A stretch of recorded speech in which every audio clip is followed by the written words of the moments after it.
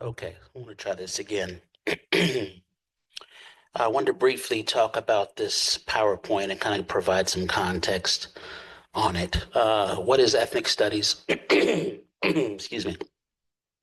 What is ethnic studies is the title of the PowerPoint. I wanted to provide just a little bit of context on some of these important ideas, right? What do you know about ethnic studies, right? A lot of this stems from some of the backlash against ethnic studies, some of the criticisms of ethnic studies and critical race theory and intersectionality as an idea, right? So I want to spend some time having you think about what you've heard about these terms online or in the news and your circles and out in public, right? And to be able to handle complicated arguments and critical arguments to think about what it is people are arguing, what they're saying, the terms of the debate, and whether or not you agree with those terms. So Ali Wong, this comedian, had this quote where it said, "Ethnic studies is a major where you study how to blame everything on white people." So this is, from the perspective of comedy, but the idea is very serious, right? This idea about ethnic studies as leading to guilt for whites. I do want to push back on that because although we discuss difficult subjects, although we discuss the construction of systems of white supremacy, we're never wholesale attacking white people. That really is a mistake, right? It's nothing you'll ever get in this class. I can name countless white abolitionists, right, that have pushed forth a progressive agenda of freedom, that have been willing to risk their lives if necessary and give their lives if necessary. So, someone like a William Lloyd Garrison that openly burned copies of the Constitution, arguing that it was a deal, made with the devil, essentially, because it allowed slavery, right? Abolitionists like Elijah Lovejoy, who get killed by a mob in Illinois in 1857, or John Browne, who's going to be executed for his hand in an attempt to end slavery in Virginia, right? This idea of white people all being bad and people of color all being good is simplistic. It's a mistake. It's not something you're going to get from ethnic studies at all, where we're pushing people to be critical thinkers and to think about the distinctions between systems of white supremacy and whiteness and white people, right? So, we're never going to push that agenda here. I just wanted to begin with that quote to kind of get things started. Now, the flip side of this coin, and this is part of what you heard articulated in that African American father who disagreed with critical race theory being taught, or at least what he understood as critical race theory. This idea is that, where it goes? Oops, I messed it up.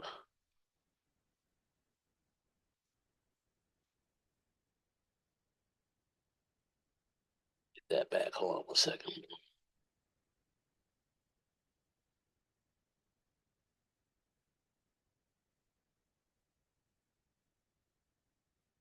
Our schools are teaching ethnic studies. Now students know how oppressed minorities are in America, right? So this idea that um, not only is this harmful and causing guilt to whites, but it may also be harmful to people of color who realize how oppressed they are, right? It's kind of offensive in a sense, the fact that somebody pointing out a difficult history means that you are or always have been or always will be oppressed. Those are two very different things. And I want to push back on that. Again, I would challenge that ethnic studies actually privileges resistance strategies. So even though we end up talking about very difficult subjects, very traumatic subjects in some respects, we're always doing it through the lens of resistance to study resistance forms, resistance strategies, the fact that people have had agency and tried to resist in a variety of ways, right? So it should be, in fact, empowering rather than, disempowering in that sense. Again, some of the criticisms of that, the topics themselves, the subject itself, and the approach is divisive. Schools should not divide children by race.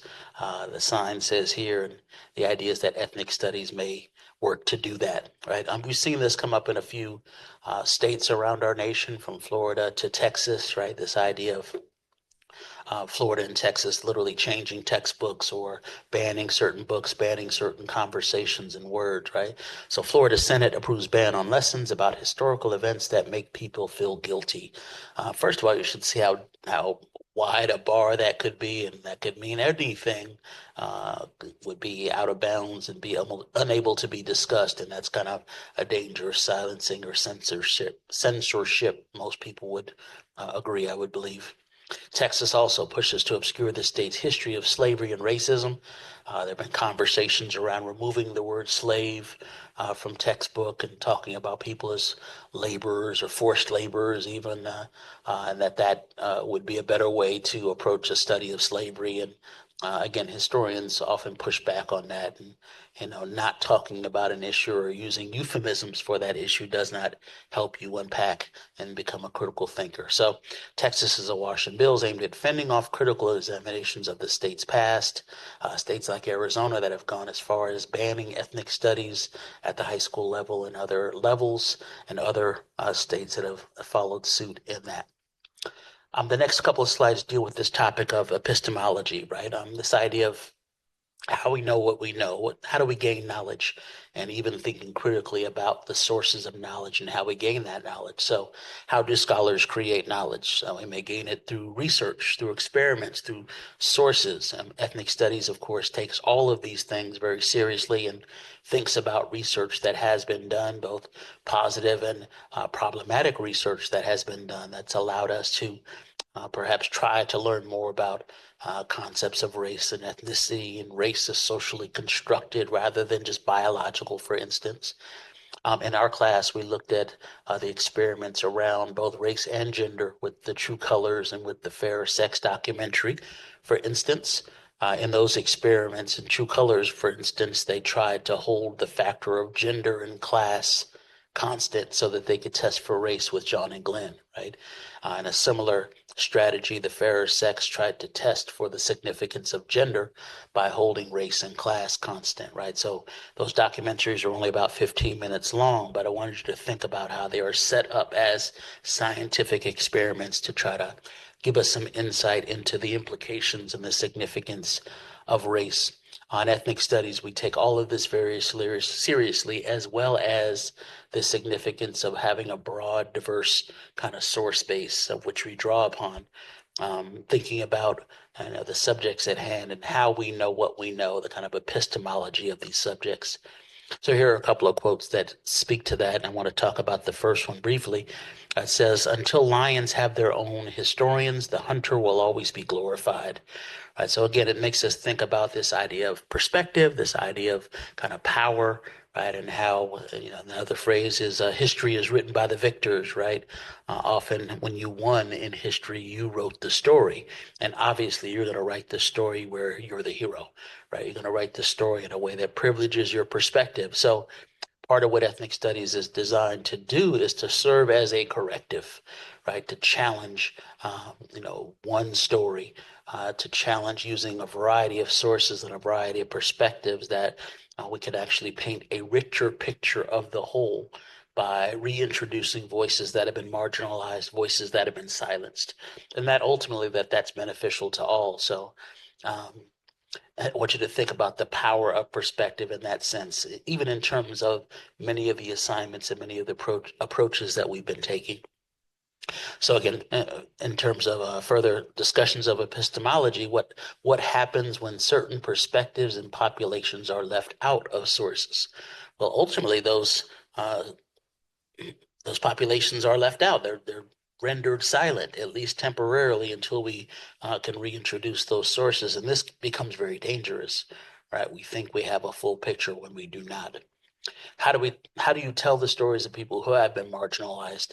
Sometimes we have to do that in choosing non-traditional sources, non-traditional texts, non-traditional voices. So think about where we started a class like this using non-traditional texts, even music and song lyrics, right, to try to get at ideas of race as socially constructed or imagined, and theories from outside of academia and inside of academia, theories from within ethnic studies and from outside of ethnic studies that may lend itself to helping us unpack ethnicity and race and gender and other factors of identity in complicated ways.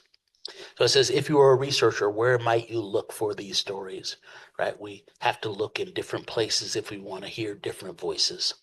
So this is part of the challenge of ethnic studies, right? It's part of the discussion around what is ethnic studies is dealing with these non-traditional sources, looking in places that haven't been privileged previously. So writing and studying groups that have historically been dispossessed, racialized, or oppressed, this is one of the challenges of ethnic studies. Ethnic studies is the interdisciplinary study of race and ethnicity from the perspective of racial groups in the United States, right? The interdisciplinary, it draws upon multiple disciplines, as we've already noted in this class, whether it be history or anthropology or psychology or economics, literature, right? Any number of disciplines are called upon in order to help us unpack ideas around race and ethnicity in a class like this, and from the perspective of racialized groups, which we'll get to here in a second. Right, so what is ethnic studies? The critical study of race, ethnicity, and indigeneity. It focuses on the experiences, voices, and perspectives of people of color. It's focused on the four historically racialized groups in the United States: Native Americans, African Americans, Asian Americans, and Latinx Americans. Those are the four core groups in the U.S. in terms of ethnic studies. Now that might vary based on context. Maybe that looks different in Europe, and maybe that looks different in Asia, right? If you were to do ethnic studies elsewhere, but in terms of the U.S., these are the four core that we're interested in. As we mentioned, the study of ethnic studies is interdisciplinary and intersectional. It relies on more than just one discipline. It relies on unpacking more than just one aspect of identity. Uh, Scholars like Kim Crenshaw have taught us about intersectional identity and how race, class, gender, religion, disability, education level, any number of ideas may be central to your identity and impact how you experience the world for better or for worse. Right? We all have relative privileges and relative disadvantages in different circumstances, and we really then have to be nuanced in our understanding of identity, right? Uh, not more simplistic, but less simplistic in terms of our understanding of the significance of identity. There's an explicit aim, however, at decentering white narratives on the American experience.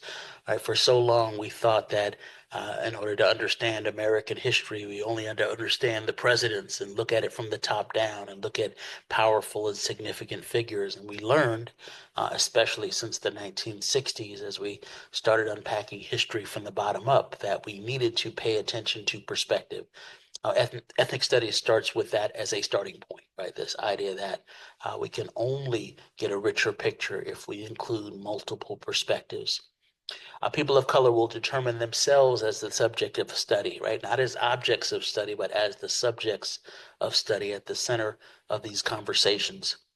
And that's a very different starting point than even most disciplines had previously. In terms of this brief history of the ethnic studies, it comes out of a tipping point, a certain historical moment, and that moment is the 60s. It's not a surprise that conversations and political movements like the civil rights movement will give rise to critical thinking skills and critical approaches like ethnic studies, right? So in the 1960s and 1970s, the U.S. experienced a wave of student activism, right? Especially by the late 60s. We often point to the San Francisco State Third World Strike, as you saw in the video about the Third World Strike in 1968 at San Francisco State, where students are going to demand relevant education. They're going to demand ethnic studies at the college level. So it really comes out of this moment. It's a political moment that's going to change the game in terms of how we approach ethnic studies within academia.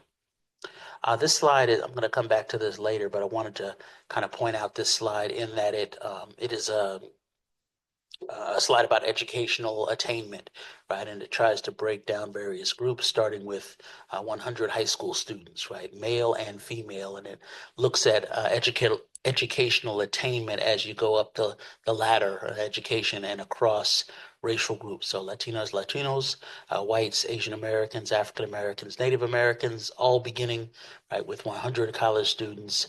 Right? How many graduate from high school? You have 63 Latina high school graduates, or 60 male as of 100, right? That number for the bachelor's degree then drops dramatically down to 13 Latina uh, bachelor BA graduates or BS graduates, and 11 male, right? Four earn a graduate degree in terms of Latina males, or Latina women, Latina males, they're three, and only zero point 0.3 for each earning the doctorate. So you're able to see how dramatically the numbers drop within the group and also make some comparisons across group here. We'll come back to that when we look at educational attainment a little more closely, but I wanted to explain that slide at this point, even as a part of this conversation about ethnic studies and why it matters, right? There are a number of arguments about why ethnic studies actually does matter. Right, studies show that ethnic studies curriculum is beneficial to everyone, right? Both students of color and the wider population of students, which is kind of a really, really important point. Right, according to a 2014 Stanford study, Black and Latinx youth who took ethnic studies classes, attendance rates improved 21 points. Some say that feeling more connected to your education made you more willing to be in the classroom, right? And that in and of itself could lead to greater educational attainment if we think back to the previous slide. Grade point average improved 1.4 points, so a dramatic increase. People being 15% more likely to enroll in college as a result of taking ethnic studies classes.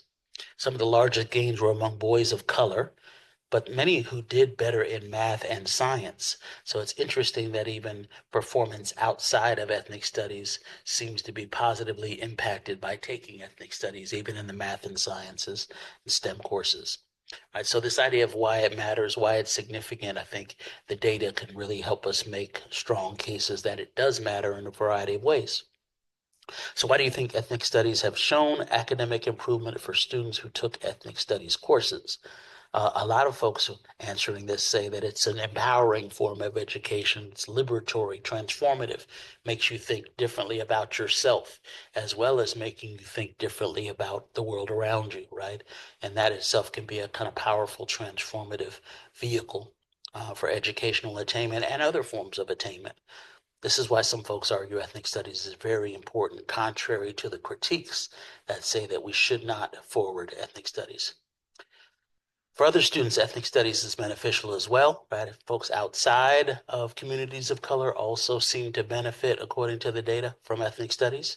It increases compassion for difference. It encourages connection building. It dispels certain stereotypes and enhances one's ability to think critically, right? So everyone benefits from honest historical narratives and from learning things they did not learn before, right? From paying attention to sources they would not have paid attention to previously. And no one benefits from watered down history and from miseducation. So this is something that we could stop there actually now in terms of thinking about the impact and the implications and the significance of ethnic studies approaches. I wanted you to have this guide as you kind of went through this PowerPoint just to get a sense of what my thoughts were about it, how I wanted to contextualize it for you, and we will return to several of these topics in more detail moving forward.